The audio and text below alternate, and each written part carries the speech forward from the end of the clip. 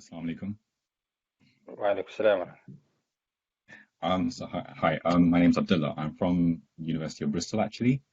And so we had a scenario we have a scenario at our university at the moment. Basically, one of the professors, um, he teaches humanitarian studies, I think, or is it human rights or something? And he teach his content regarding Islam is quite Islamophobic, and he teaches a lot of a lot of misconceptions about Islam, and it's been ongoing for some time. And I just wanted to ask, what advice would you give to the Islamic society here on how to deal with that? Thank you. It's an issue that it's not just him. I've been around town and different universities here in London, and there's a few things you can do. I mean, what we did was we lodged a complaint. We went through the entire procedural, like the internal university complaint. But to be honest, I think something which would be more damaging and humiliating is if someone just records him and puts it on YouTube or something like that and exposes his behavior to the mass audiences. If someone does that, I think it would be more humiliating in the long run. But maybe a combination of different things like that.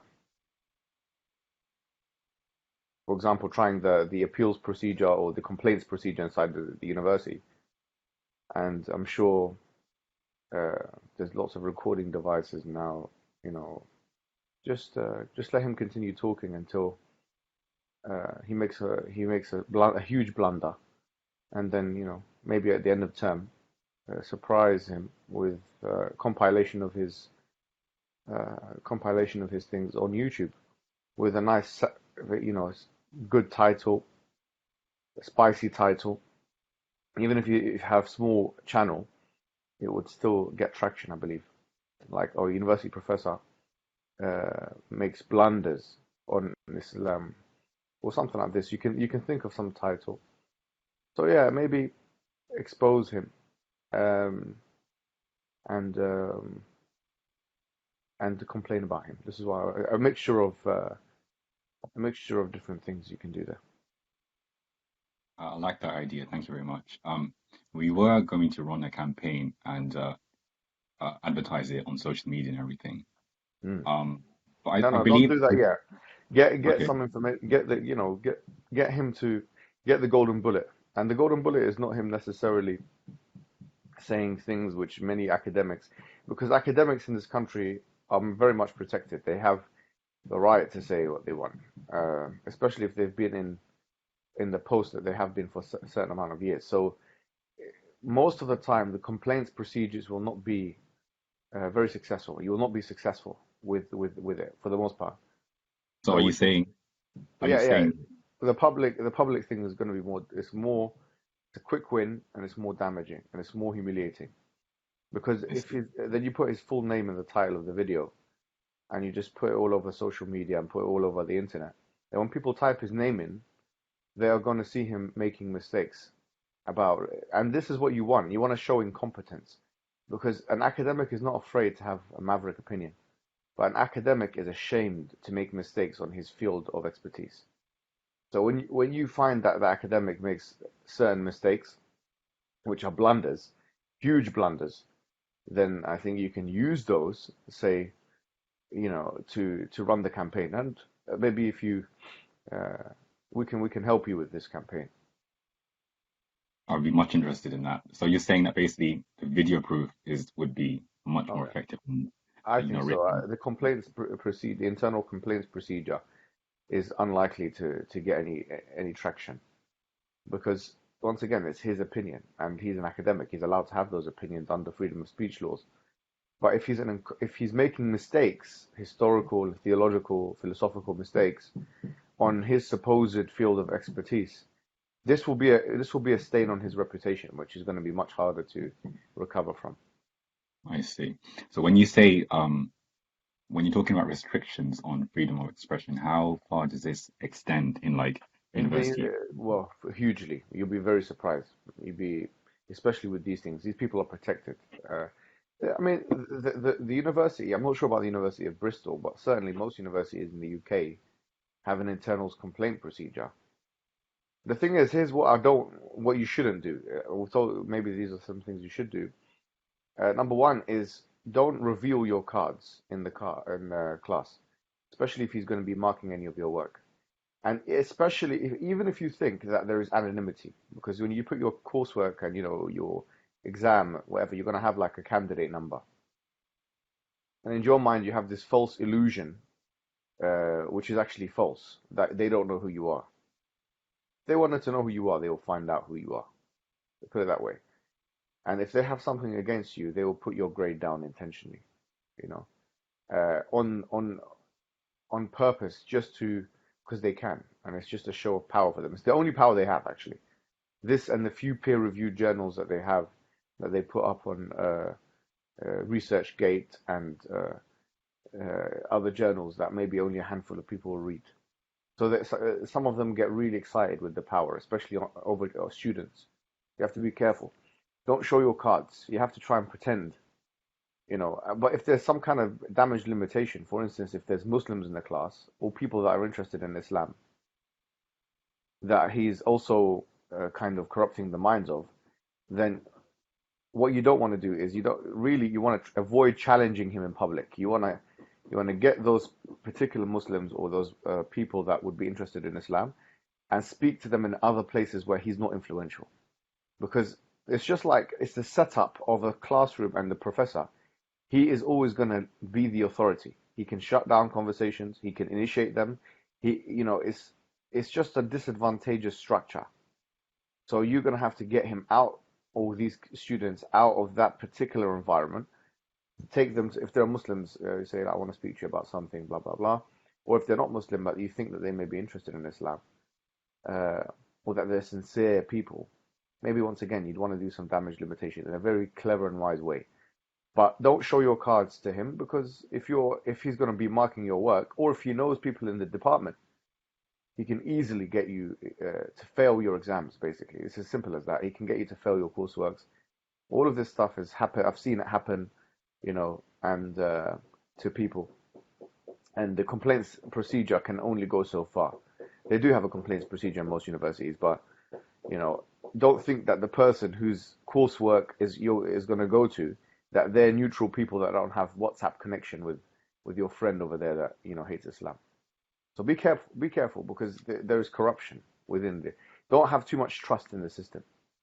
Basically, is my advice. But then, at the same time, don't be taken as a fool. Don't show your cards. Basically, all the strategies of war.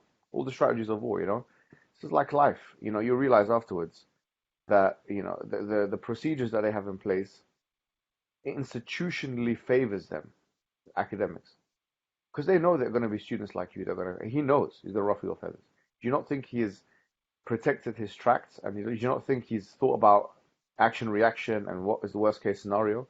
This is what he does for a living. He gets about £80,000. He's paying his mortgage with this, and getting £80,000, 60,000 after tax. It's not a job he wants to lose, because academics, what else can they do really? They can't really do anything other than academia. Or they can be teachers in a secondary school. And you, being an academic in university, you get double the pay and half the time working. So they wouldn't want to do that. So these guys are not just going to throw away their careers like that. So he must have all of it figured out. So you can't show him your cards. You have to be clever. Don't trust the procedures too much. And try and do damage limitation in as much as you can. And if I wanted to contact you further regarding this situation, would you be happy for me to? Yeah, you can. I might not be able to get through to you, but if you can do this, we actually wanted to start a whole program, like exposing UK academics, Okay. and teachers as well, that misinform their pupils and students about Islam. So if it's something which is systematic, then there will be a way for it. If not, then you can do it yourself. There's enough power there. I'm sure you can do it. You'll be surprised as to what you can achieve with your own social media accounts. Thank you. You're welcome.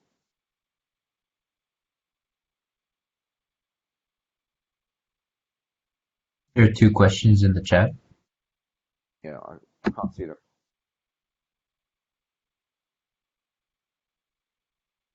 Where do I go to see the question? So does someone want to read them out so I can? Yeah, I'll read them out if you want. Okay. One is from Mohammed. It says, Assalamu alaikum wa rahmatullahi wa barakatuh, Brother Muhammad.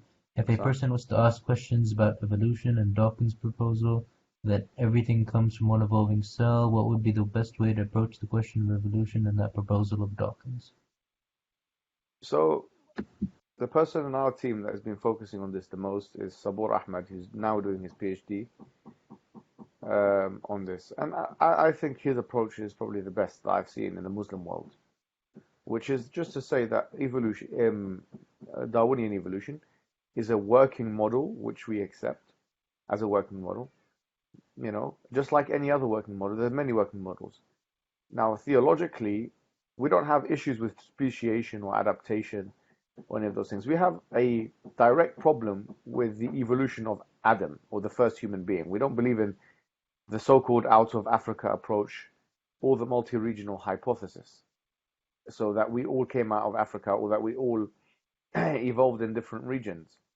I mean, we don't know what continent Adam was in, alayhi salam, but we do know that there's an entire narrative in the Quran about the first human being, that he was created directly by God, and that the progeny of that human being, the progeny is the human race. So this is what we believe. Now that runs counter to the fact that, you know, human beings, Homo sapiens, have evolved with a common ancestor with modern chimps and whatever. This runs counter to that point. But the fact of the matter is, this is one slither of the theory of evolution, which runs, or one slither of a Quranic account, which runs counter to the theory of evolution. Technically, you can believe in the evolution of animals, you can believe in all these things, but it's not necessary. I mean, and so what we will say is a working model, but it's not something which we necessarily wholeheartedly approve of. In the philosophy of science, we know the changing nature of evolutionary of theoretical models, whether they're biological or physics related. For instance, we have the paradigm shift between Newtonian physics into Einsteinian physics, or indeed even the paradigm shift from Ptolemaic models of the solar system to Copernican models in what was then referred to as the scientific revolution. There's nothing to guarantee us that there will not be another paradigm shift within biology, just as there was in physics, and continues to be different paradigm shifts within physics. For instance, now I know there is a website which you may want to visit.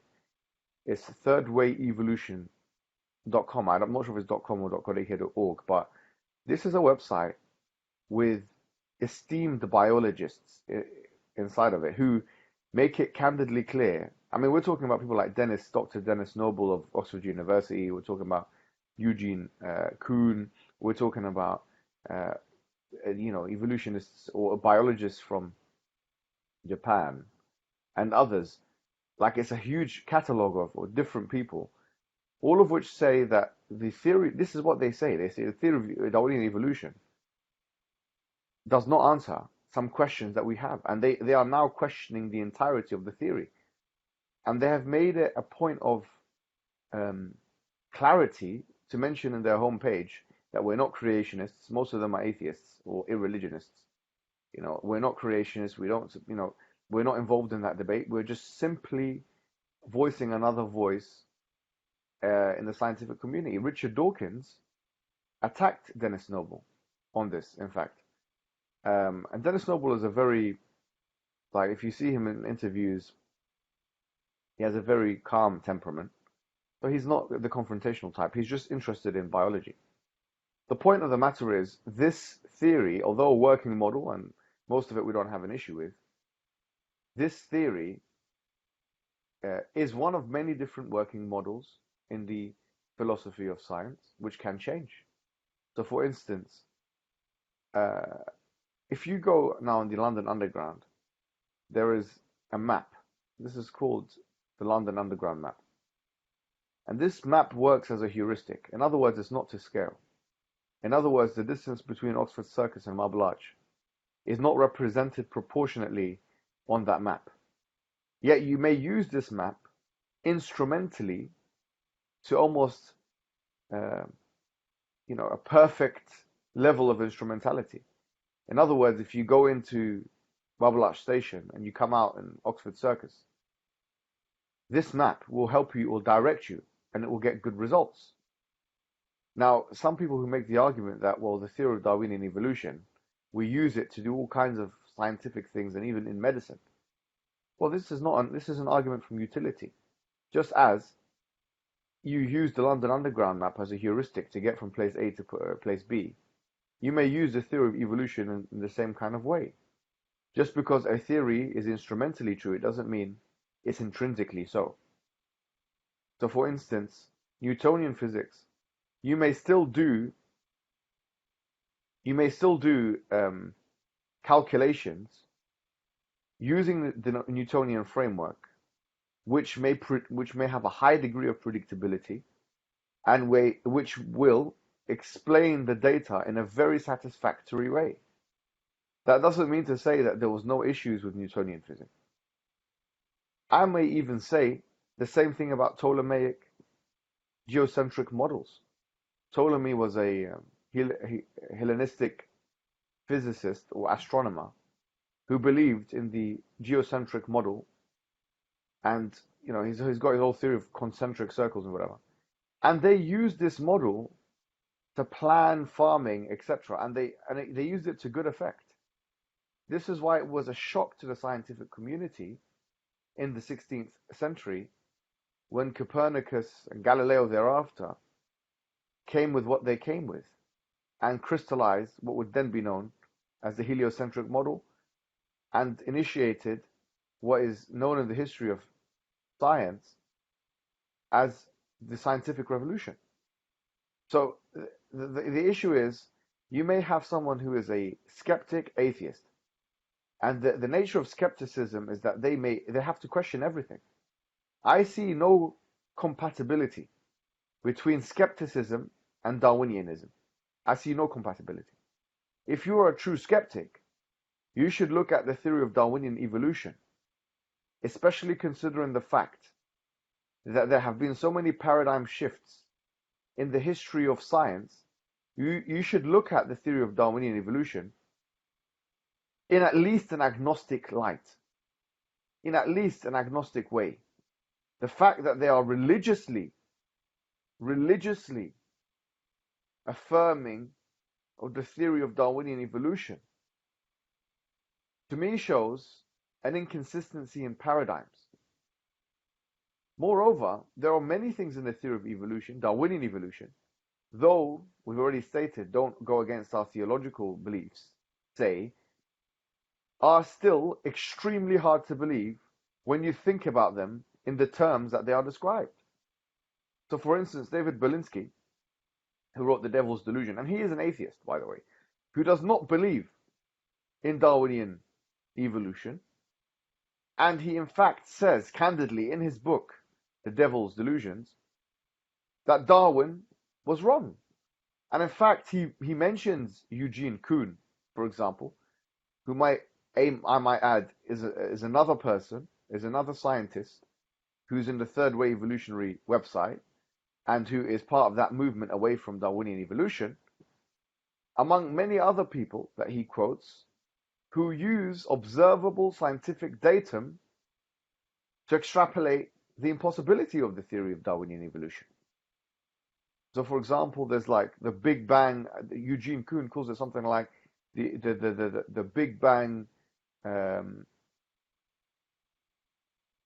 spontaneous Big Bang, or something to this effect, and it's mentioned on the website and also in peer-reviewed journals. And he says that this is an alternative to the Darwinian model. But even if you just think about the fact that you have a cow, and this is the way David Berlinski, in beautiful and vivid imagery, he describes this issue. Just think about the fact that the theory of Darwinian evolution describes that you may have transformations that would render a cow, a whale, or a cow-like creature into a whale-like creature. Now, I want you to imagine, and this is what David Belinsky says, and he even says this in one of his videos or interviews that you may even find online.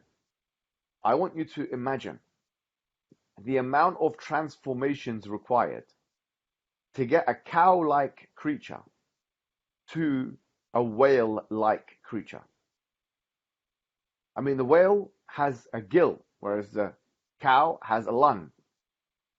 This is very difficult to imagine, quite frankly. And for a skeptic, I find it difficult for an atheist skeptic to come and say, yeah, I imagine that transition, even if we say there's 50,000, 100,000 transformations.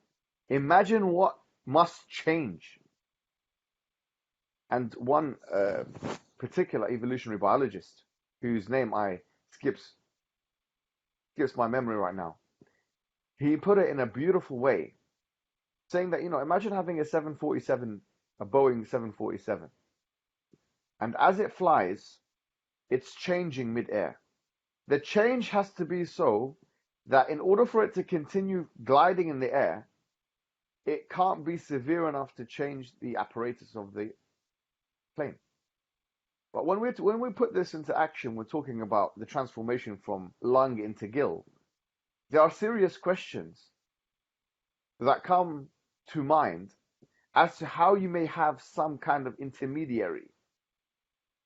And these questions are legitimate and not only asked by lay social experimenters on YouTube, but indeed asked by leading academics who have the courage and the academic fortitude to question the dominant scientific paradigm.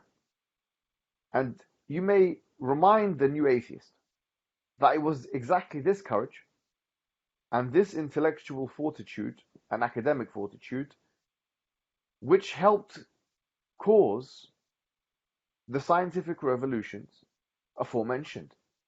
Thus, when a new atheist almost theologizes and creates a religion out of Darwinian evolution, what they are indeed doing is in fact obstructing the course of scientific enterprise in such a way that even a group of notable non-religious biologists from all around the world have to preface on their very website that they are not creationists for fear of being reprimanded by this evangelical atheistic group. And so when you think about all of these things, you start to realize the disparity between that which is in the academic world and that which is said in public speeches and even in public or popular television programming, which I might add is sometimes hosted and directed by the likes of Richard Dawkins and David Attenborough, who's also a staunch atheist. And I hope does that answer the question?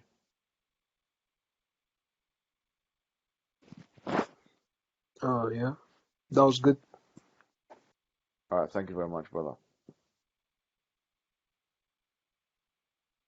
You see the chat now, otherwise I'll just read out the questions in the chat.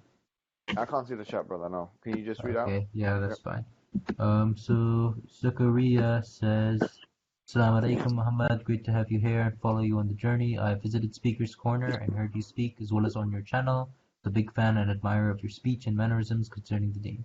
I am a PhD student studying AI applications, and I do struggle from time to time regarding balancing my studies and my deen. I do pray and fast occasionally Mondays and Thursdays, yet from time to time I come across and struggle to find the balance. I understand a teaching of the Prophet is to seek knowledge which helps motivate me for my studies, but is this applied to the deen only or other aspects of the dunya? Is this my personal misconception or is this a wide-scale problem, and if so, how do we deal with it moving forward? Well, first of all, thank you for all of the kind words that you have said.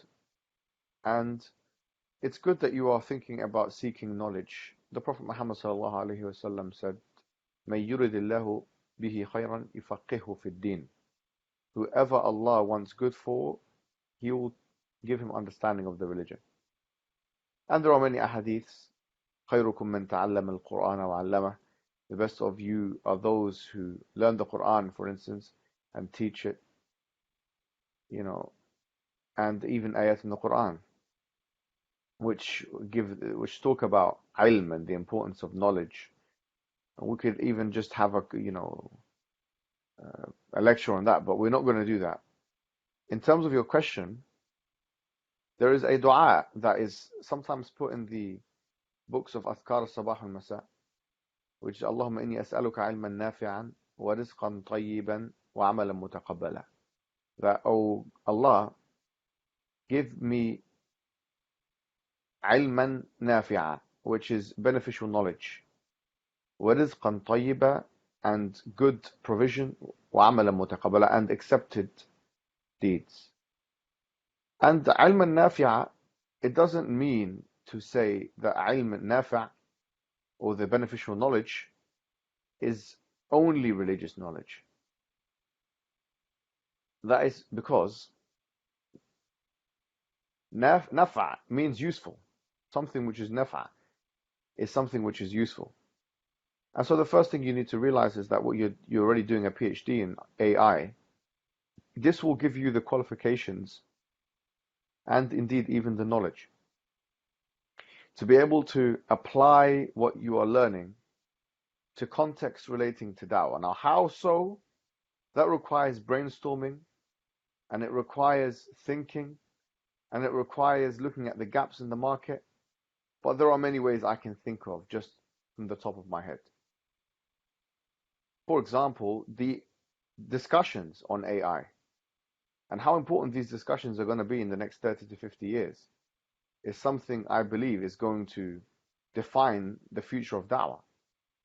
Because AI and AI rights and what is AI and so on, all of these things. Another way you can be useful to the cause, if you want to call it that, is by developing software and developing applications that may help the retrieval and or proliferation or dissemination of Islamic material. So there's lots of things you can do. And if you have ihtisab, which is the idea that you're changing your intention knowingly, such that you're making something which is not directly connected with religion, you're giving it a religious motivation, then this is something, inshallah, you'll be rewarded for. Well, I know how difficult it is to do a PhD, and I know that you will require to go to a supervisor maybe once or twice or 3 times or even 4 times a month. But the truth of the matter is that a PhD is not it's not completely paralyzing to the point where you can't do anything else. We have 168 hours in the week. Maybe you say 50 of those hours you're sleeping, and let's say 20 or 30 of those hours you're eating, drinking, and going to the shower and all those things. And if you're married, spending time with your wife or whatever it may be.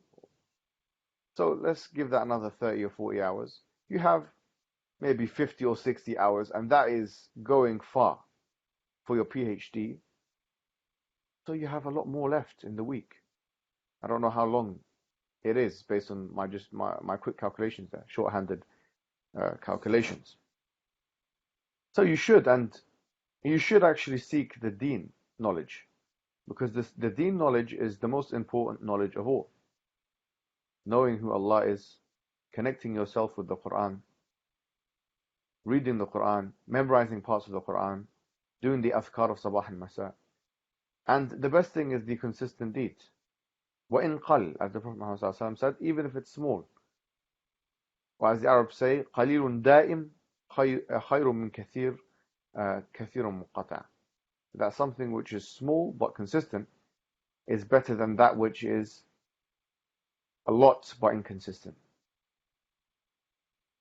So, in terms of balance and time management, to be doing a PhD program, you require a lot of self-discipline, because you're going to be doing your own timetable. No one's going to say, come to this class or that class. It's not a taught program. You have to teach yourself and go and look into these books and go to ask your supervisor a question. If your supervisor's hands-on, or if it's not, all these things that you have to do. But if you can do this for your PhD, I'm sure you can do this even to a lesser extent for now, let's say, for the deen knowledge. And there's almost zero excuse considering the fact that we basically have libraries in our pockets, walking around. You have libraries in your pockets.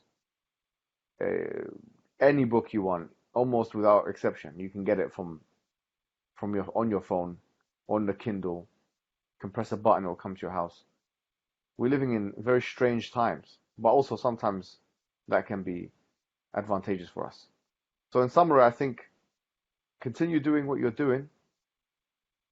Think about how you can be useful to the Muslims with what you're doing. The Quran says, قُلْ كُلٌّ يَعْمَلْ عَلَى شَاكِلَتِهِ. Everyone should work on their own form, like on what they're good at. And finally, do not forget to add the religious component, knowledge component into your weekly routine. Now, have we got any other questions? Yeah, there's another in the chat. Qasim says, Assalamu alaikum wa rahmatullahi wa barakatuh. I have a question about the deen of Islam, the misconception. I don't get, are we supposed to believe and know 100% Islam is true, or do we have to just believe because my Islam studies tell me that I have to know and believe, but how can I know 100% that Islam is true? When there is philosophical ideas follow, like how do we know that the higher being is pretending that he is Allah and has made a fake narrative, or some extreme possibilities like these that people may bring up, or even that the possibility that Allah is lying, or the possibility that man came in the future to make these prophecies in the Quran and Hadith, and knowledge like some extra thoughts like this. Barakallah Feek, please help me with this thought process. My iman has been affected a lot by these thoughts. Yeah, so you ask a good question. The difference between having internal doubts and manifesting them outwardly is a huge difference in the theology of Islam. As for those internal doubts that you have and these questions, which either come from you and or the shaitan, or a combination of both, because the Quran says, وَلَقَدْ خَلَقْنَا الْإِنسَانَ وَنَعْلَمُ مَا تُوَسْوِسُ بِهِ نَفْسُهُ, that we have created the human being and we know what his own self whispers to him, yani to himself. And also the Quran tells us of the shaitan in Surah Al-Falaq and Surah An-Nas, and how the shaitan may try and enter your thoughts in this way. And so the doubts that you may have, so long as you are not actualizing it in terms of speech and action, Allah will not hold you to account for those thoughts, because this goes under the banner of لا يكلف الله نفسا إلا وسعها. Allah does not hold to account a person more than what they can handle. But the Quran also refers to itself and the truth that it brings as al-urwat al-wuthqa, or the solid anchorage, where Allah subhanahu wa ta'ala says, لا إكراه في الدين قد تبين الرشد من الغي فما يكفر بالطاغوت ويؤمن بالله فقد استمسك بالعروة الوثقى. There's no compulsion in religion. Truth has been made clear from falsehood. So whoever believes in the truth and disbelieves in the falsehood, so they have held on to the firm anchorage. Because in a world where almost anything can be critiqued, Islam, or the concept of Tawheed and the prophethood of Prophet Muhammad ﷺ, will and has undergone the most intense amount of academic and societal scrutiny. Yet, Islam is a living religion that has been continually going on for 1,400 years. Now, employing criticality and being a skeptic are two different things. Being a skeptic, someone who questions almost everything, this is almost tantamount to a mental disorder. Because having the agony of questioning things to a high level, psychologically will put you in a state of cognitive dissonance quite regularly. Meaning that you'll always have there'll always be a tension between the life that you lead and the thoughts and processes that you have in your mind. So what needs to happen is you need to combine probabilistic reasoning with, which is a rational thing, and this goes back to the last question I was talking with, daily routines of a religious kind. For example, the 5 prayers, keeping away from the major sins, doing the adhkar of sabah and masa, and so on and so forth. This is the spiritual aspect.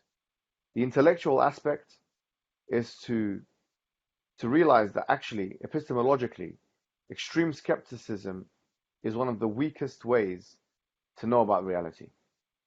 It's deconstructionist in nature. It's cancerous in that sense. It's like a fire. And indeed, you may feel the doubts in your heart as if they are a flame like a fire. Because it gives you stock reasoning to doubt something which in reality ought not to be doubted. And in epistemic reality, you wouldn't really doubt if it was in other contexts. And this is the problem with a lot of atheists. That when it comes to, for example, and this is easily found when discussions in fine-tuning, they'll go into so many different discussions about multiverses and whatever. And they'll employ the most extreme of doubts. But when they are dealing with everyday life, when they wake up in the morning and they put coffee into their mug and they drink it, and then they go on a plane and they go on an elevator, when they're pressing the button for the elevator, what do they have? They have غالب ظن, as what Fakhruddin al-Razi, he mentions this in one of his, because he had very similar struggles. He said that I don't have, like, on a logical level, غالب ظن means everything is just highly probable. There's nothing which is certain, and that's it. But the truth is, there's a fine line between the two. Because if I press a button to get an elevator, and then me and my children all go into the elevator and I press 4, 5, 6, 8, 10, whatever, my mind is telling me, look, on the basis of probability, this elevator is not going to fall. Now, is there a chance that the elevator will fall? Yes. You may be in a house right now. Is there a chance that the roof on top of your head is going to fall on you? Yes. Is there? And you got to show yourself your own psychological inconsistencies. So as it relates to contextualizing theology and philosophy, abstract philosophy, you're an extreme skeptic. But on your day-to-day life, you don't operate on that paradigm. Otherwise, you would be on a mental hospital. You'd be in a mental hospital. That's why I say this is tantamount to almost a psychological marad. It's like a disease of some sorts. I can't press that button because if this happens, and then for those people, they actually get therapy. I mean, the NHS actually provides therapy for them. And I would say maybe that is a good option for you. Maybe a Muslim therapist of some sorts, but the therapy that they provide on the NHS is a CBT, cognitive behavioral therapy. And no, it's not psychiatrists that run it, it's counselors that have done this kind of like, I don't know, course. But the entire paradigm is or the objective is to show people, rationalize to people why their biggest anxieties are unlikely to actually be the case. Like when you're on a bridge and walking, what's the chance that the bridge is going to fall and you're going to fall with it? There is a philosophical chance. But do you think that every time you do that? When you go on the train or the plane or the automobile, when you're even walking in the street, there's a vague chance that someone's going to kill you or choke you or take your money, but you still walk in the streets. So it's that level of inconsistency between how you look at theology and philosophy abstractly on the one hand, and then how you live your life on the other. And what you need to create is a merger, such that the epistemology that you use in your day-to-day life, which satisfies your curiosity for truth, is the same exact epistemology that you should be using in the abstract fields of religion and philosophy, namely a probabilistic type of epistemology. That's why you can be skeptical and doubt everything, but there is a difference between a reasonable doubt and an improbable, unreasonable doubt. And once you've got that in your mind, then you can start living and being free from those doubts that you have.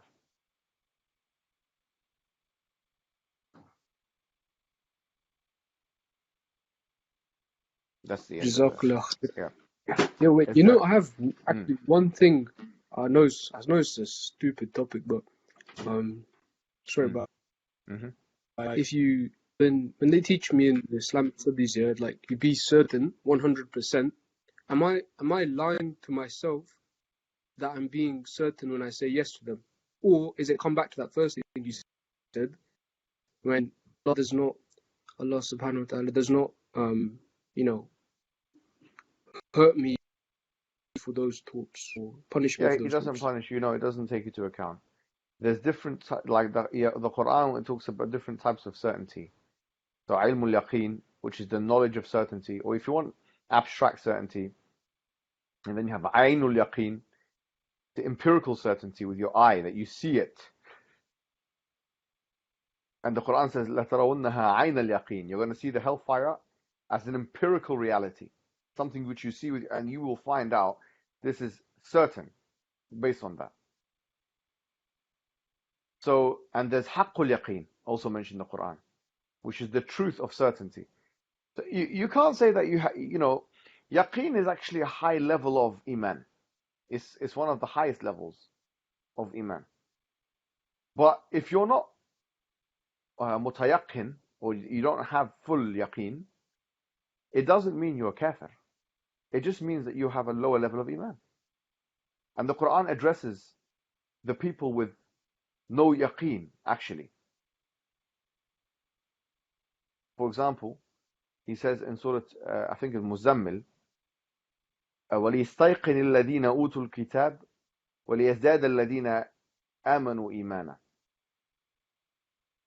That istiqan is to increase in yaqeen.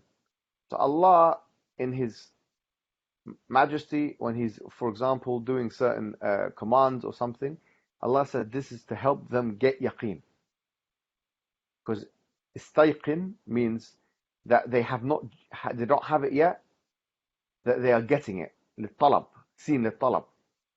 So doesn't mean that you are kafir because you're a disbeliever. It's not like you either have yaqeen or you're a disbeliever. No, there are shades in the middle, shades of grey in the middle.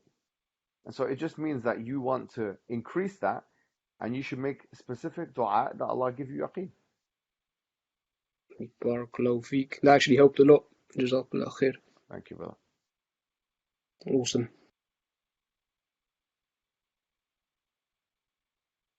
So one of the other questions in the chat, let me just find it.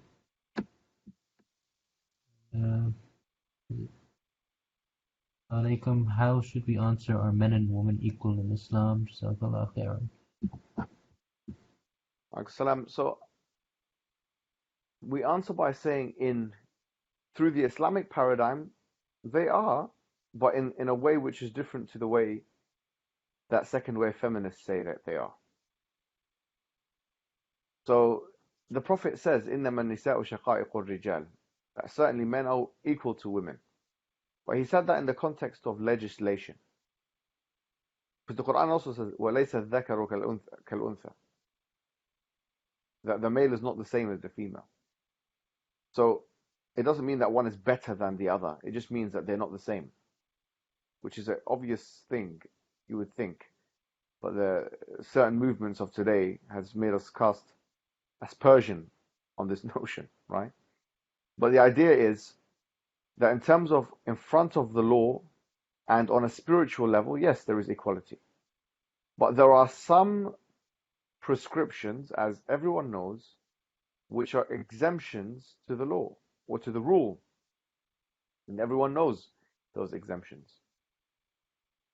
And the main point here to note is that second wave feminists, like Betty Friedan, like Simone de Beauvoir, like Germaine Greer, all of them really have the same basic idea, which is that they all acknowledge the differences, biological, physiological, psychological, and emotional differences between men and women.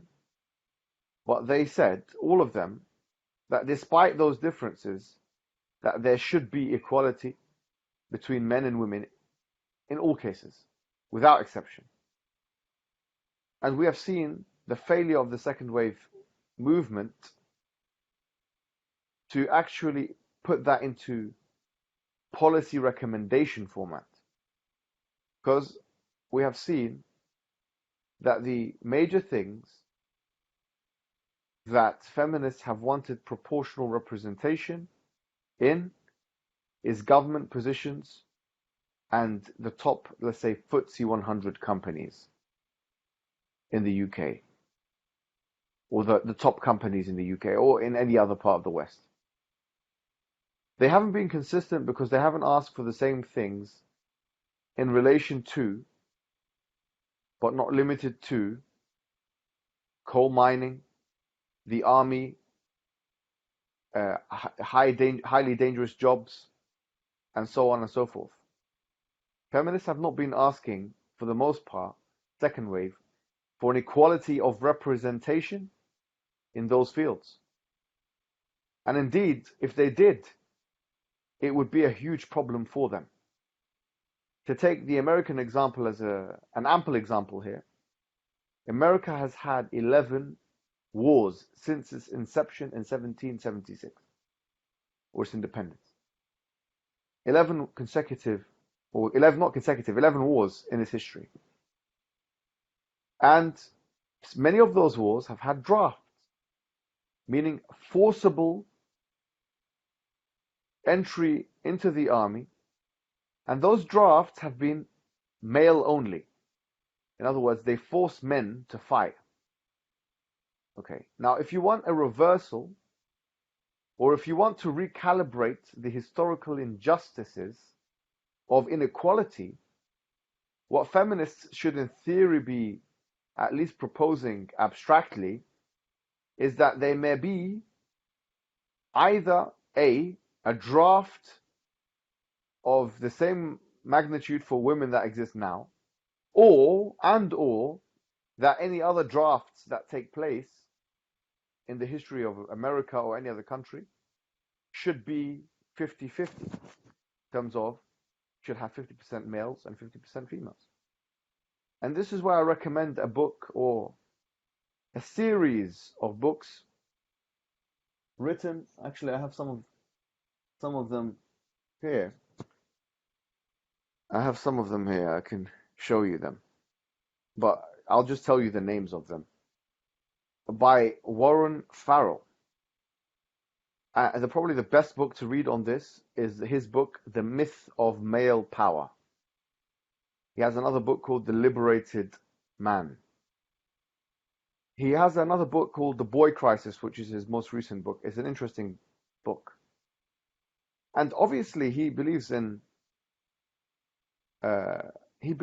equality of some sorts,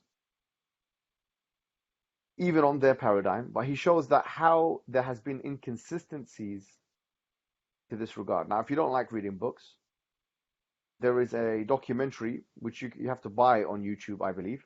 It's called the Red Pill documentary.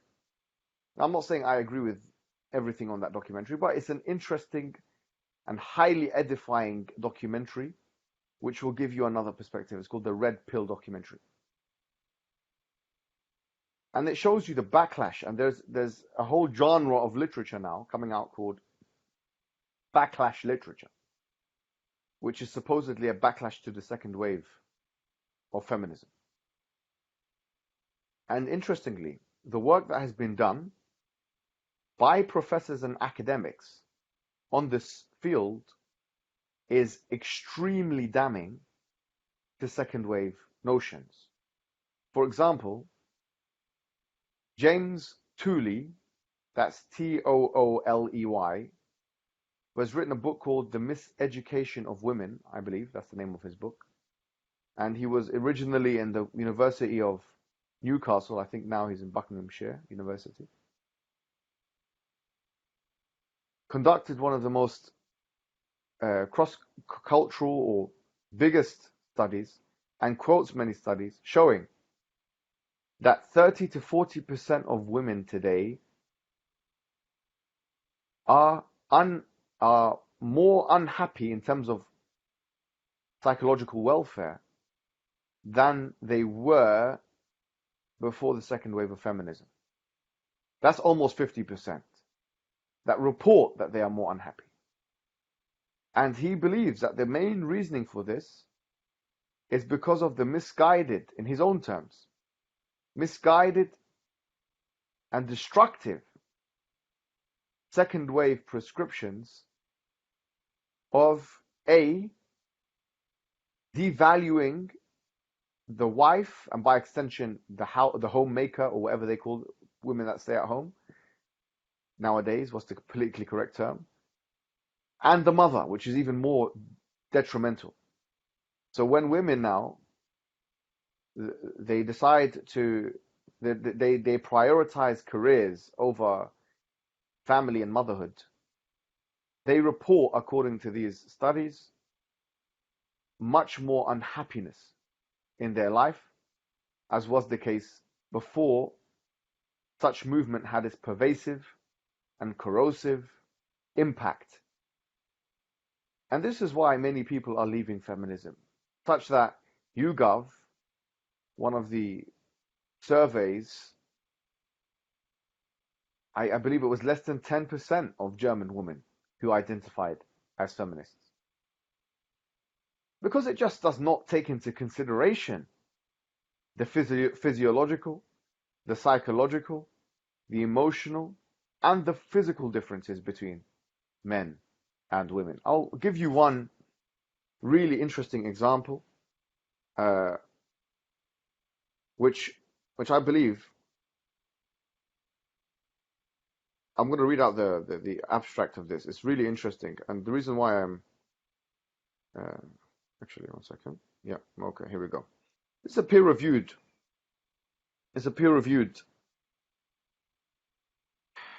study, and it's by Roy Baumeister and Kathleen Catanese and Kathleen Voss. Okay, and the question that they are asking is there a gender difference in strength of sex drive? Theoretical views, conceptual distinctions, and review of relevant evidence.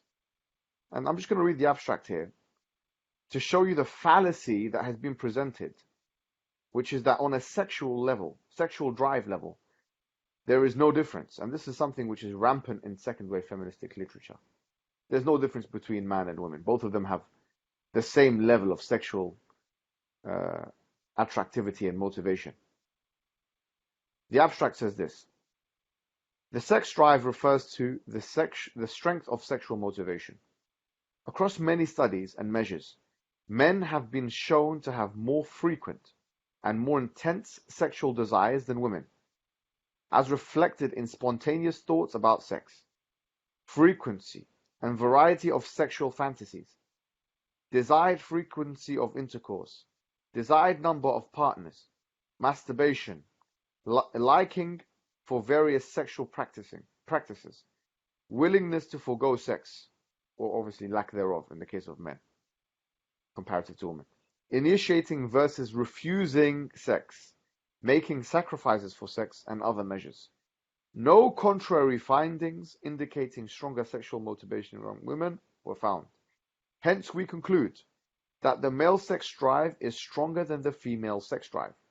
The gender difference in sex drive should not be generalized to other constructs such as sexual orgasmic capacity, enjoyment of sex, or extrinsically motivated sex.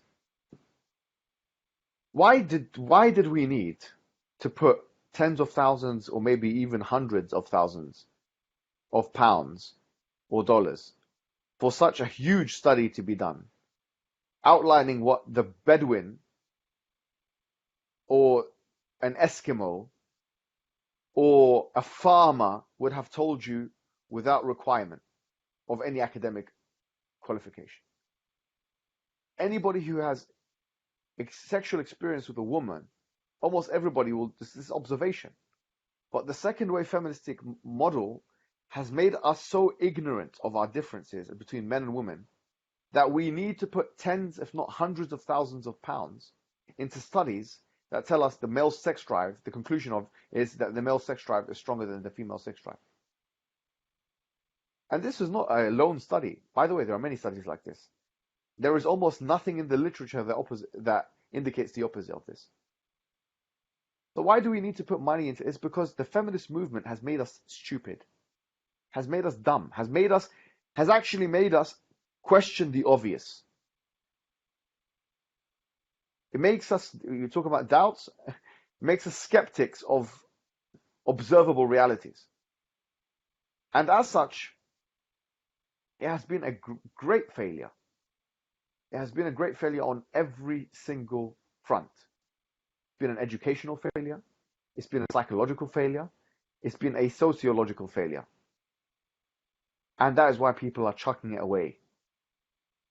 That's why women don't want to associate with it. And that's why there's a huge backlash now against it. And hopefully that answers the question.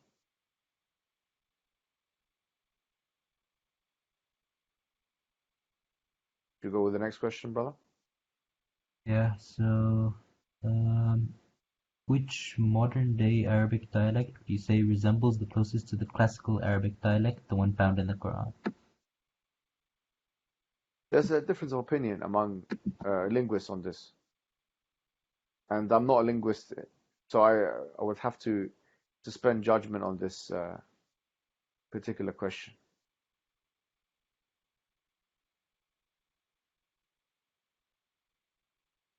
I don't know. Let me put it Okay, that way, that's you know? fine. Yeah. So someone else thinks, Jazakallah here, could you recommend any good books in Islamic history and books deconstructing atheism? So in terms of books deconstructing atheism, obviously I'm going to promote my own material. This is a good book. It's called Kalam Cosmological Arguments. This is, it's the book that I've written. This is more a historical review of, so it's a kind of like what the medieval scholars, Al-Ghazali, Ibn Sina, and so on, how they kind of understood it, the arguments for the existence of God, Kalam Cosmological Arguments. And then you have this book here, which is called, and I think this is good, it's an academic read, called The Necessary Existence by Joshua Rasmussen. And this is, I like this argument for God's existence because he deals with objections in it as well. If you want a lighter read, just hold on for a second, I'll show you them.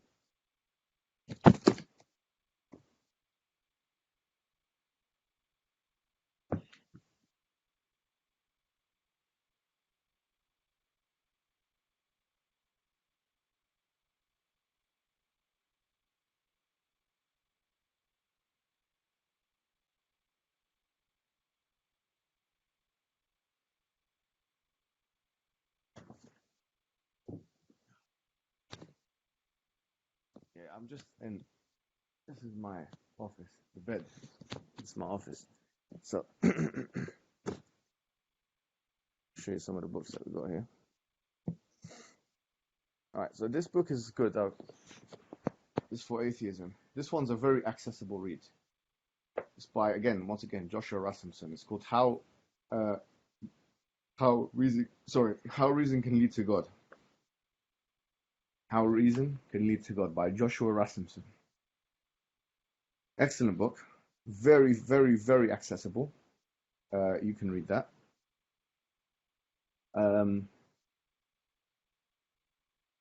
You should also read, this is one of the most famous books in terms of problem of evil by Alvin Plantinga. So you can read that as well. Yeah, these are Warren Farron's books. So this is some of his books. Does Terminate discriminate against men. War of Aaron, this is one of his books. It's a debate. So half of the book is like written by him and the other one's written by feminists. So you kind of get both sides of the story there. Sorry, let me put this back on. This is if you want to get triggered, and this is I mean it's not an academic book, but it's just I don't know. This is what feminism looks like when it's directed against, because this is what it sounds like, right? If you want to know what second wave feminism sounds like from the direction of a man, read The Manipulated Man by this woman called Esther Villa. Now, this is how I feel. A woman reading this will get triggered straight away. Any woman, because it's just nonsense stuff. But this is how people feel when they read feministic books. This is how a lot of people read it. All right. So just if you wanna read that, and maybe get a book on ethics. Why not? Like this is called by Mackey. G.C. Mackey. G.L. Mackey. Sorry. On that. And then you can have this book. I mean, I didn't find this one particularly interesting, to be honest. And I think they have like atheistic leanings. The God Debates by John Shook, but it's by a variety of different. I'm not sure if it's him writing it throughout the way, but yeah, it's not a great book, to be honest. That one, don't get that one. But yeah, the rest of them are all right. Then you have obviously God's Undertaker by John Lennox, which is a very good book as well, like very accessible, and a few others. I mentioned already The Devil's Delusion by David Belinsky, and I wrote in a small pamphlet book you can download for free called The Scientific Deceptions of the New Atheists from the Sapiens Institute. So these are some of the recommendations. The next question is, it's written in authentic hadith, the Prophet's parents are in hell. How can this be if they lived in a time of Jahiliyyah where the Prophet was given his elevation? And why does it say in present tense when people are in the graves till the Day of Judgment? This is in Arabic. Sometimes you may do that. You can use the past for the present or the future. For example, قَدْ أَفْلَحَ الْمُؤْمِنُونَ. The ones in chapter 23, verse 1 of the Quran, where it says that the ones who have become believers are successful. But it's in the past tense, and it's talking about the present and the future. So, like from a linguistic perspective, there's no issue with that. Some scholars have tried to do ta'wil of this particular hadith. But the truth of the matter is that the Prophet Muhammad ﷺ wouldn't say something like this unless he had been given some kind of information from Jibreel. Now, if you are asking how comes when he was in the interim period, well, we know that the people that are in the interim period, called Ahlul Fatra, with a ta, not with a ta, not fitra, but fatra, that those individuals will be tested individually on the Day of Judgment. So it's as good as saying that, you know, he got news that his father was tested on the Day of Judgment and he failed that test. And why would he say that? I mean, think about it from an emotional perspective. He didn't have any problem with his father. Why would he say that about his own father unless he really wanted to disconnect, you know, his own personal inclinations and motivations from the guidance that Allah is giving him? I think, if anything, this is one of those hadiths you can look at and say, subhanallah, you can see that this man is a true prophet. Because people that are, if you're an imposter, you want your own family to be, you know, seen as the highest, your mother, your father. It wasn't seen like that. It wasn't seen like that. You know, and it's the same kind of thing happens with Abu Talib when he dies. And the Quran, and he was making istighfar for Abu Talib, and then Allah subhanahu wa ta'ala sent down Surah At-Tawbah, ما كان للنبي والذين آمنوا أن يستغفروا للمشركين ولو كانوا أولي قربى من بعد ما تبين لهم أنهم أصحاب الجحيم. وما كان استغفار إبراهيم لأبيه إلا عن موعدة وعدها إياه فلما تبين له أنه عدو لله تبرأ منه إن إبراهيم كان أواه حليم. Or I don't think kana is in there. But the ayahs which say that, you know, it wasn't for a prophet or the believers to make istighfar of people that die, who after it's made clear to them that they're ashab al-jahim, that they're the companions of hell. And then Allah mentions Ibrahim doing so, but he did so in the beginning. And then Allah says that فَلَمَّا تَبَيَّنَ لَهُ أَنَّهُ عَدُوٌ لِلَّهِ تَبَرَّأَ مِنْهُ. When he found out that this is an enemy of Allah, he disconnected himself, freed himself from him. So this idea, subhanallah, you love your own parents, you love your own children, but it's not always the case that the parents of the prophets or the children of them have to be in heaven. It's not an issue at all. In the Quran, Nuh's son goes to hell. He's a kafir. Lut's wife goes to hell. Nuh's wife goes to hell. You know, as it says in Surah Al-Tahrim, كانتا تحت عبدين من عبادنا فخانتاهما. That they were both underneath, يعني two of good, يعني you're talking about Imra'at Lut and Imra'at Nuh, the wife of Noah and Lot. So your wife your husband can be, because Fir'aun was a kafir, but his wife was a mu'min, and Allah praises his wife and he dispraises Fir'aun. So you can have family members which are disbelievers. There's nothing theologically problematic with that, in my opinion.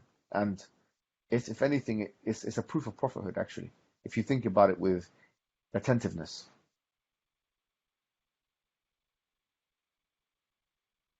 The next question is saying, I have a close friend who left Islam. I questioned them about why they left, and they said they're no longer interested in religion. What advice would you give me? Then don't be interested in them. At the end of the day, if they're not interested in religion, just, you know, the Prophet Muhammad ﷺ said, Al-mar'u ala dini khalilihi. You know, the person is on the religion of his friend. So let him be careful of who he takes as a friend. And there are many ahadith to this effect.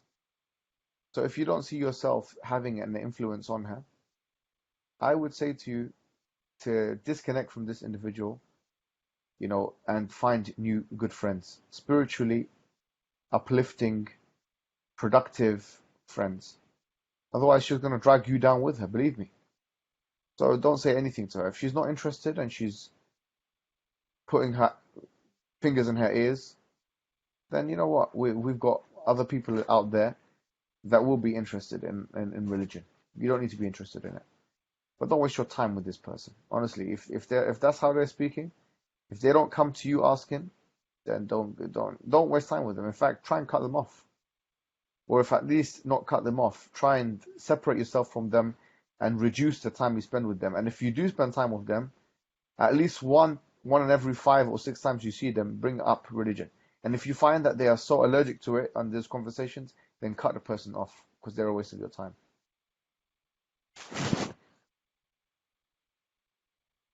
So the next question is, I have a question regarding tolerance in Islam. According to the Sharia, to what extent should the practice of faiths other than Islam be allowed? I'm an expat in Saudi Arabia, which has a very specific point of view regarding this topic, and is one which is very controversial in the West. I've heard differing points of view on this topic and would love to hear what you have to say about it. Jazakallah khairan. So the question say that to what extent can the practice of Islam? According to the Sharia, to what extent should the practice of faiths other than Islam be allowed? It's interesting because I read one time a tafsir of Al-Qurtubi to the ayah in Surah At-Tawbah. Allah subhanahu wa ta'ala, you know, he says, حَتَّى يُعْطُوا الْجِزْيَةَ عَنْ يَدٍ وَهُمْ صَغِرُونَ. The ayah is long, you know. But this is the end part of the ayah about jizya. I think this is the only part in the Quran where the word jizya comes up. But yeah, this is the only part in the Quran. I believe, where the word jizya comes up. So yeah, this Al-Qurtubi has an interesting discussion, and in it he says things like, in an Islamic state, because Al-Qurtubi's tafsir is quite compendious compared to Tabari's and Ibn Kathir's and stuff. They're small in comparison, and the ahkam of a particular verse and everything connected to that verse, Al-Qurtubi just puts everything in there. So he talks about jizya, and he talks about also, for another reason, one reason or another, he talks about the extent to which the Jews and Christians may drink alcohol within the Islamic state, and he basically says they can do it, and he says that it can't be in the Muslim areas. I really do think that Saudi Arabia is not the best model to assess the entirety of Islam. Saudi Arabia is a country for the last 20 or 30 years which the fiqh that has been promulgated is Hanbali fiqh, but not just any Hanbali fiqh. For the most part, is from the Mutawassitin min al-Hanabila. So a very special type of Hanbalis, like Ibn Taymiyyah, Ibn Qudama, and other than them.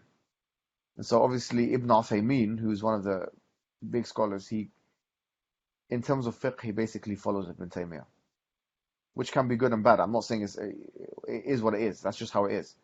But in addition to that, the rules for segregation and male and women mixing and stuff like this, I've spoken to many mashayikh and ulama in Saudi Arabia personally, and many of them, and I'm not going to mention their names because they haven't given me permission to do so, they see that in some parts of Saudi Arabia, like Riyadh and so on, that the rules for intermixing between males and females are way over the top.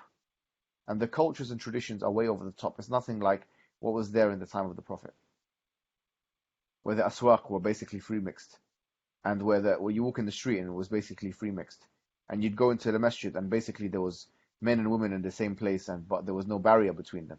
This is the haqq, this is the reality, the historical reality. But this historical reality was not shown in the previous time, in the contemporary period, in large swathes of Saudi Arabia, where women were not even allowed to drive cars, which is the most ridiculous fatwa that has probably been made in the history of Islam. One of the most outlandish and aberrational fatwa that we've ever seen. And we've not seen this fatwa, not even in any religion. Yani, forget about Islam. We have not seen it in any. Jews haven't even done this. The Haredi Jews haven't. No one has done that. And they do it min bab sadd al-dhara'i', which is an usuli term for stopping mischief. And it's the most ridiculous thing, because all the Saudi Arabians I speak to, I mean, I have one Saudi Arabian friend who's lived in a place called Jazan, which is next to Yemen. And he had a friend who was a taxi driver. And basically he was telling me, man, the taxi driver, he because the women can't drive their own car. Oh, now they can, but before they couldn't. They couldn't drive their own cars, so the taxi driver would pick them up and take them place to place. And this particular taxi driver was a fasiq, because he admitted that, I used to have sex with all of these people, these women. I used to have sex with that one. What said the dhara'a? When you're putting a woman and you're forcing her in the car with a man as a stranger, what said the dhara'a? Who on earth gave you this fatwa? And then when the MBS changes the fatwa, then you see that some of the big ulama, they also change the fatwa. No. This is clearly not a good representation of Islam. And it's not a good representation of how there should be gender communication and so on and so forth. I don't know about how, from what I know, a lot of my friends who are white guys who went to Saudi Arabia, they will tell me that they look at them like, sorry to say, gods. They do. It's true. There is a post-colonial attitude there towards the white man. So I don't know. When you do qiyas on Saudi Arabia over the rest of the Muslim world or the historical Islamic, it's the worst thing to do. It's a particular culture with many good things in it. I've mentioned some bad things, but there are many very good things. Like the custodian, they have If Mecca and Medina were in other countries, imagine if Mecca and Medina was in Egypt or something. No one would be going to Hajj. It would be impossible to. Allah has given them provision so that they can allow Hajj to continue. And wallahi, this itself is a miracle. Because imagine if this Mecca and Medina were in other places in the world, with the proliferation of the human project to 7 billion people. And almost 2 billion of them are Muslims. And how many of them need to go Hajj a year? Hajj would have been not mutah. Imagine if Saudi Arabia was still pre-1930s and didn't have the money that it had. Hajj would be extremely expensive. It would be for the rich. Hajj would be for the extreme rich people. And so Allah has allowed and given provision to Saudi Arabia to do all of these things. And there are so many good things that have come out of that land. Many, many good things. Including many ulama. Including Mecca and Medina. Including what has the facilitation of Umrah. And so many things. But there are also things which are nothing to do with Islam. And that fatwas of which you'll not find in Kutub al-Fiqh of the 7th century or 8th century, anything like that. And which are very specific to that country. So it's important not to do qiyas. The truth of the matter is wherever Islam goes and dominates, there's two things that come together. The urf of that country or the particular custom and Islam. And the truth of the matter is the urf is actually extremely important. Because urf, it dictates a huge percentage of how the state will look like. In terms of the gender relations, in terms of relations with non-Muslims. Because the Sharia doesn't spell out everything. I mean, the Sharia doesn't tell us what speed we should be driving on the road. You see, there's lots of things the Sharia doesn't spell out. So it's not just a reductionist analysis of, oh, if the Sharia goes into this country, it will look like this. No, if the Sharia goes into Africa, it will look completely different to if it goes into Malaysia. And we have seen this already. We have seen this already because urf and the customs of the people is a huge factor. And the Islamic world, historically and contemporaneously, is not is not a monolith. It's not a monolith. So that's how I would answer the question. Hopefully did that answer the question? Or was there any follow-ups on that?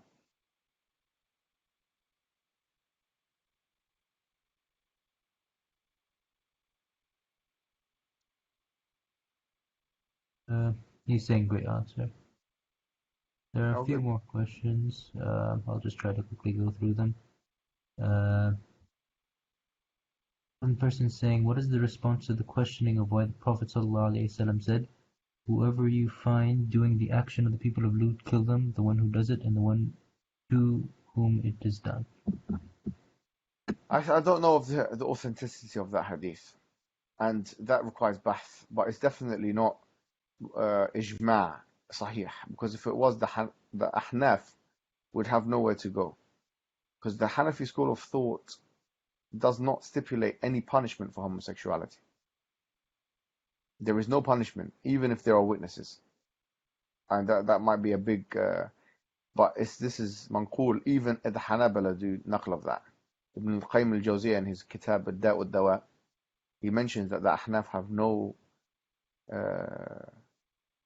they don't have any punishment for that. And he doesn't mention this hadith. His main istishhad, or his main evidence is not with this hadith, which may have problems, which I can't tell you about now.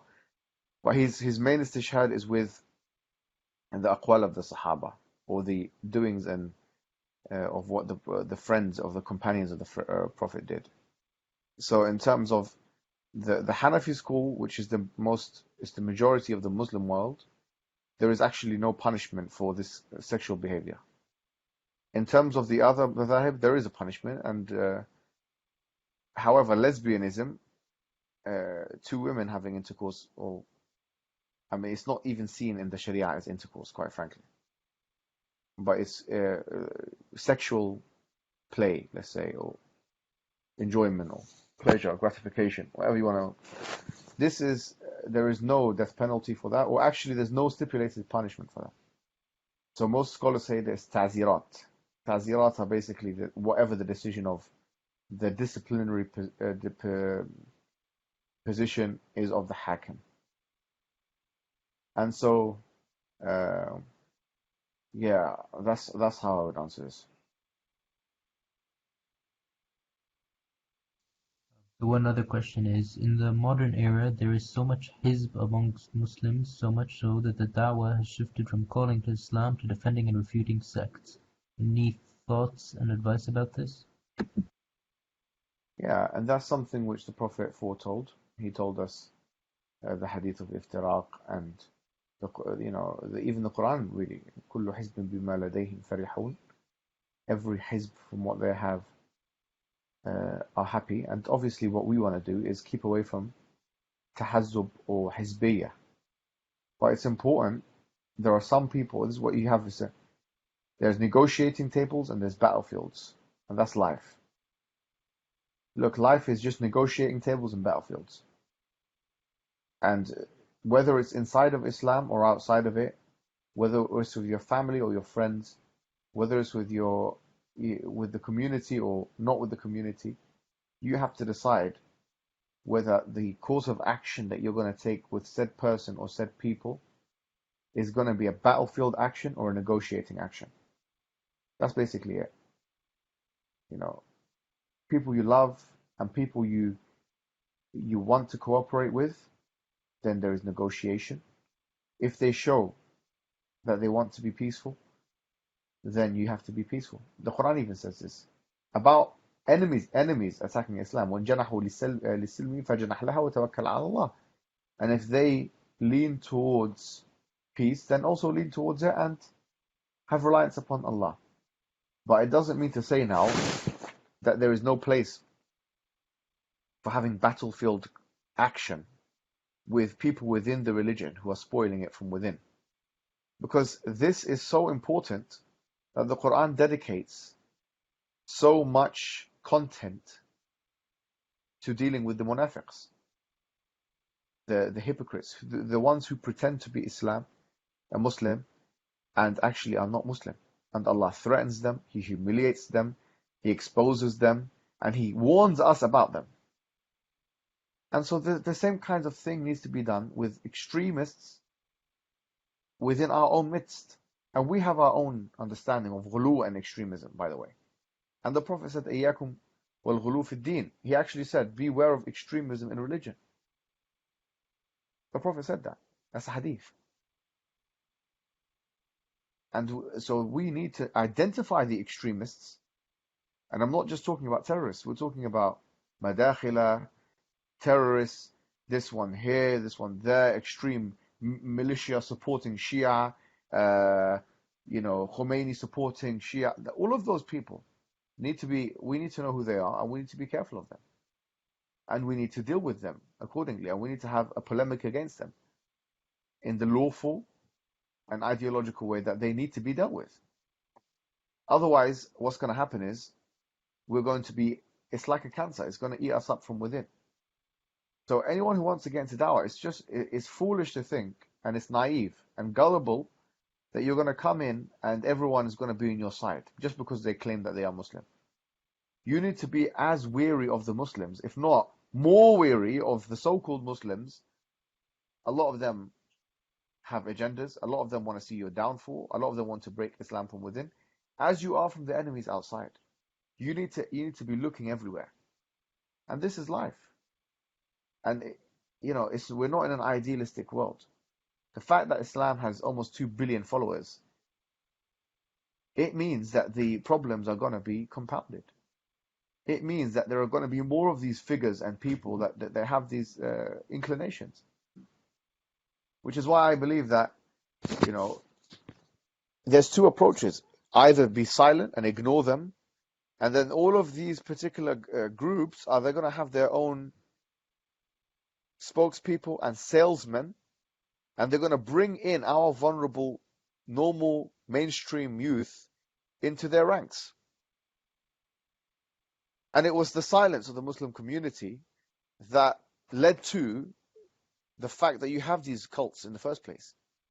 You can't just say, well, ignore them, they are like this. Well, ignore them. they will prey on the minds, the vulnerable minds of the young, impressionable Muslims.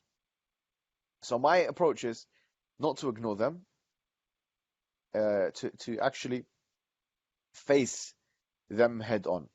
And as for those who only have small differences with us and whatever, then there's negotiating tables. Can I just ask some follow-up questions on that, please? Yes, of course, yeah. So obviously you've had experience in this matter. What would you say is one of your most tried and tested effective methods of, for example, combating the fringe cults? And second question, where do you see this cultish behavior going in the future? Do you think it would be eradicated? Do you think it would grow into like a subsect, or what do you think would happen? Thank you. Well, I don't know about the future. That's to be seen. But in terms of my own dealings, we have found that it's been extremely effective to call them out directly and to attack them directly. Those individuals who are spoiling the religion from within. And we're not just talking about the takfiris and those people who, want to commit monstrous acts, terrorist acts, and so on. We're not talking just about them. We're talking about also the madkhalites, who are as bad almost as the takfiris in many ways, who in many countries will be calling for the death of people and having exactly the same behaviors. The Shi'is, who, once again, a lot of them will connect themselves with militant groups in Iran and will see the death of Sunnis as a pleasurable thing, even if they are civilians. And other such groups who are theologically deviant, completely deviant, not to the point where we can actually, have a discussion, and where actually your ijtihad, or whatever you want to call it, is causing death, division, and problems within the Muslim community. So I actually believe we have a duty to deal with those individuals in the Ummah and show as much confidence to them as they do to you. And don't be scared of their... Look, I mean, the Arabs have a saying, "Man amin al-uqubata asa al-adab." Whoever doesn't fear the consequences is going to get rude. You can't... In life, there's only so much we can allow people, whoever they may be, whether friends, colleagues, spouses, or otherwise, to do what they want to do with us. There's limits, and obviously this includes sects within Islam as well. They can't do what they want. They can't do what they want. There has to be consequences, otherwise they will continue. Jazakallah khair.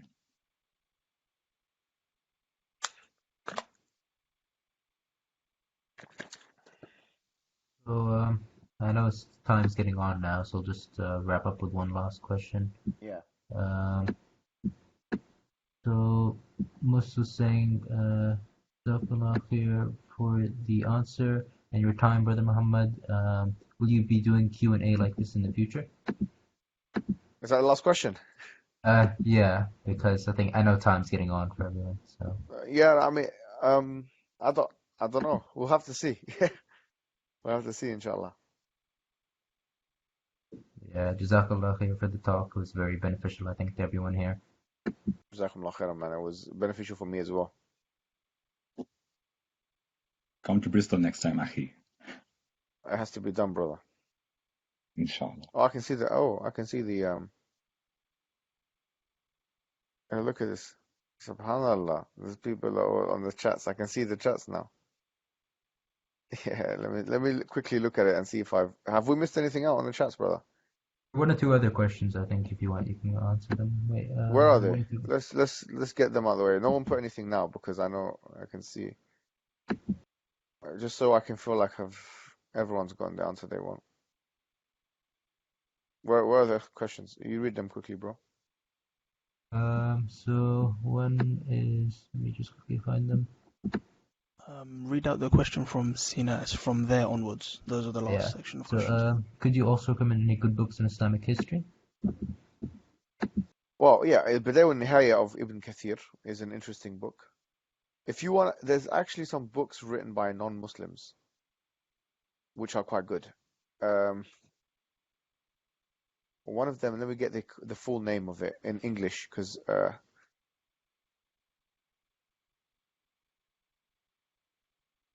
yeah, it's called The Preaching of Islam by Thomas Walker Arnold.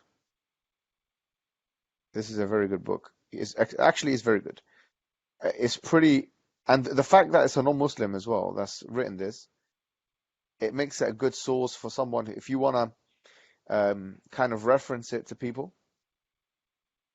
You can reference it, and if it's non-Muslims you want to reference it to, it will be more weighty than obviously if it was a Muslim, because they will feel like the bias is not there. In terms of Sirah, you should get The Sealed Nectar, which is a very good book.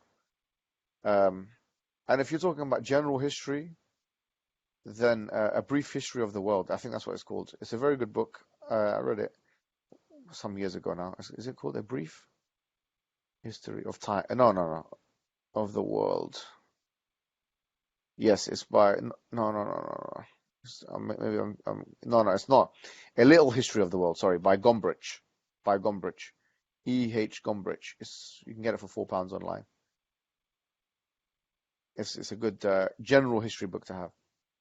So hopefully those three will be enough for you to, because I don't want to give you. I mean, there are huge books of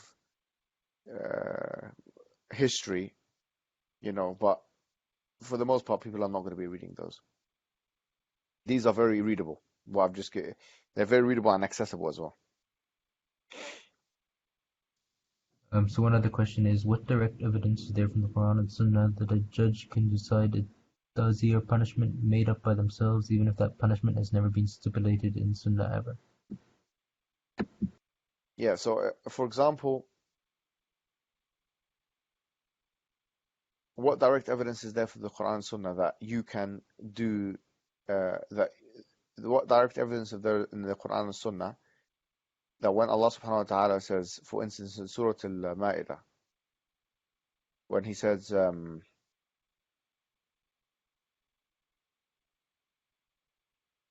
مثل ما قتل من النعم. Yeah, مثل ما قتل من النعم. This ayah is basically saying that if you are inside, or if you are in state of ihram and you kill an animal, then you have to فجزاء مثل ما قتل من النعم. You have to get some kind of an equal sized animal, and you have to sacrifice it. So now the question is, what do you mean by equal sized animal? So all the books I'm giving you this to show you how qiyas works.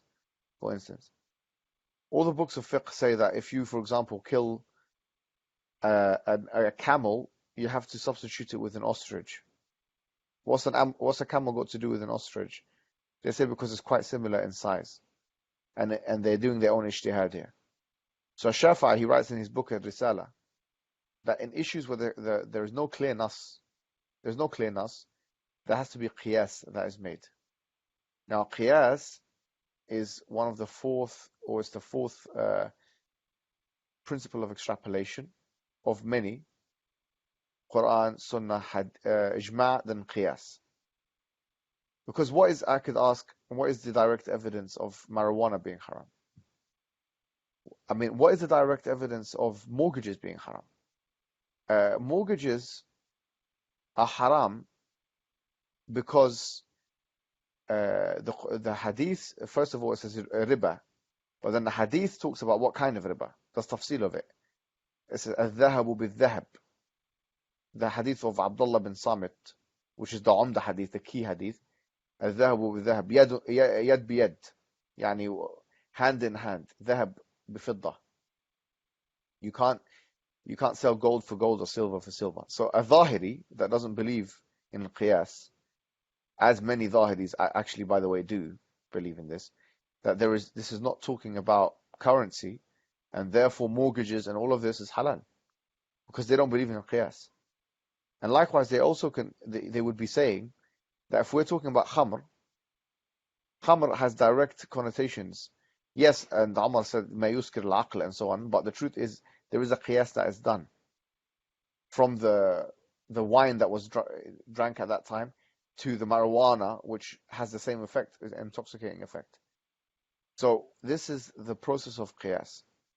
Why I'm telling you all of this is because to show you that it's not just. I'll give you a better example actually, and this might be a bit of a freaky example.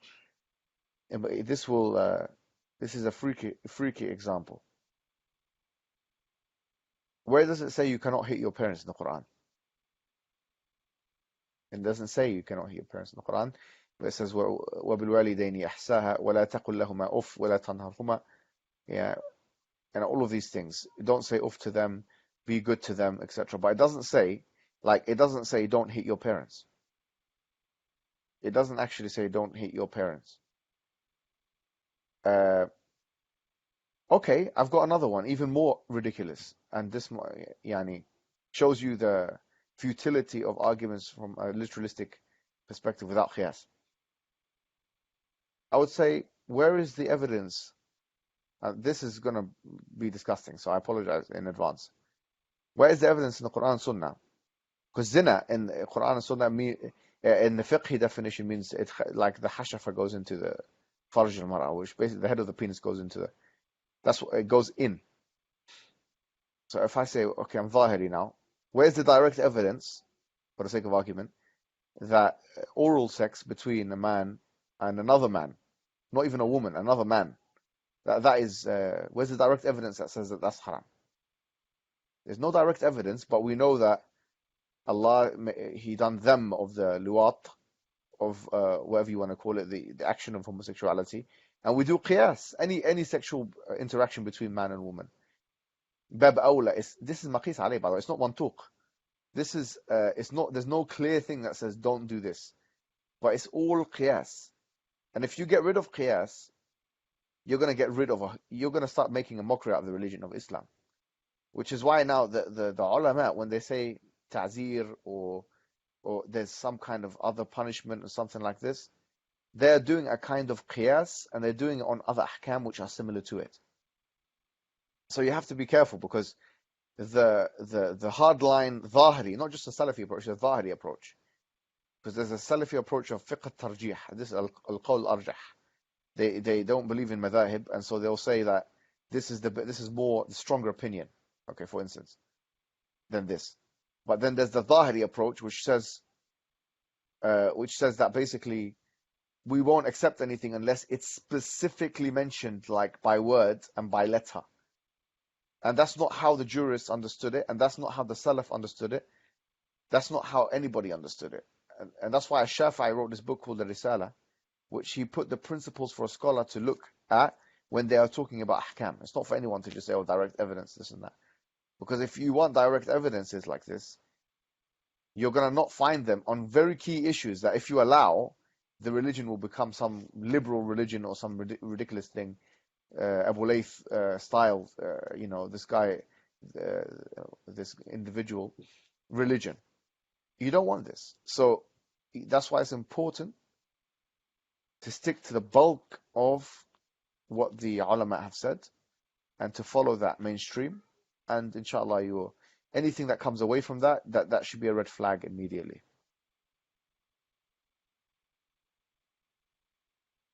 Hopefully that answers the question about direct evidence. Because the idea is that we're not looking for direct evidence all the time. We are looking for al-maqis alayhi, something which has qiyas, and then you do something called maqis alayhi. So you have the hukum, and then you have the qiyas, and then you have the maqis alayhi. So you're seeing the reason why something is haram, and then you're applying it to other things which are not directly mentioned by the text. This is a very important principle.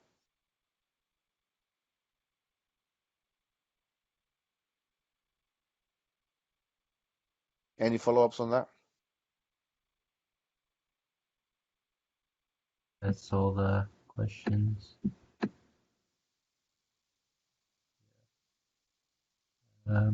Just one person is not saying a question. I think just saying, inshallah, brother, lockdown has treated you kindly, giving talks in your bedroom instead of the amphitheater. Nonetheless, this makes it easier for you to reach out to a wider audience. Alhamdulillah, thank you for this greatly informative session. Jazakallah khair. Assalamu alaikum. Wa alaikum salam. Jazakumullah khairan for everyone for attending this. And I really appreciate everyone's contributions. Assalamu alaikum. Alaikum salam. Assalamu alaikum then. Thank you very much again. Jazakallah khair.